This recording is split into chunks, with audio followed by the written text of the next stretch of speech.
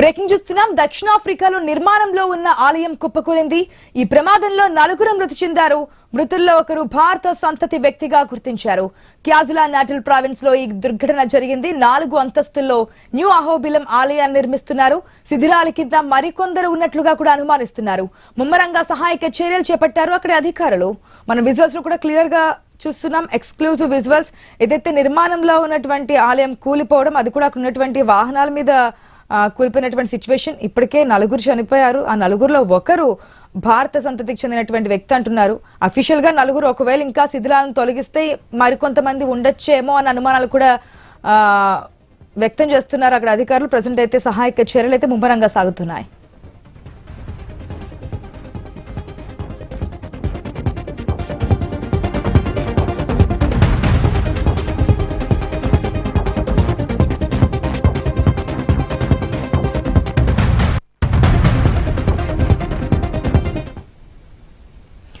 Right, మనం చూసిన ఏదైతే దక్షిణాఫ్రికాలో నిర్మాణంలో ఉన్నటువంటి ఆలయం కుప్పకూలింది. ఈ ప్రమాదంలో 4 మృతి చెందారు. మృతుల్లో ఒకరు భారత సంతతి వ్యక్తిగా గుర్తించారు. క్యాజులా-నాటల్ ప్రావిన్స్ లో ఈ దుర్ఘటన జరిగింది. 4 అంతస్తుల్లో న్యూ అహోబిలం ఆలయాన్ని నిర్మిస్తున్నారు. శిథిలాల కింద మరికొందరు ఉన్నట్లుగా కూడా అనుమానిస్తున్నారు. ముమ్మరంగా అక్కడ సహాయక చర్యలు చేపట్టారు అధికారులు. మన విజువల్స్ లో కూడా చూస్తున్నాం. ఒక్కసారిగా 4 అంతస్తులు కాబట్టి అక్కడ నుంచి అక్కడ ఉన్నటువంటి వాహనాలపైన ఆ శిథిలాలు మొత్తం కుప్పకూలిపోయినటువంటి సిచ్యువేషన్. ప్రజెంట్ అక్కడ ఉన్నటువంటి అధికారులు సహాయక చర్యలను కూడా కొనసాగిస్తున్నారు.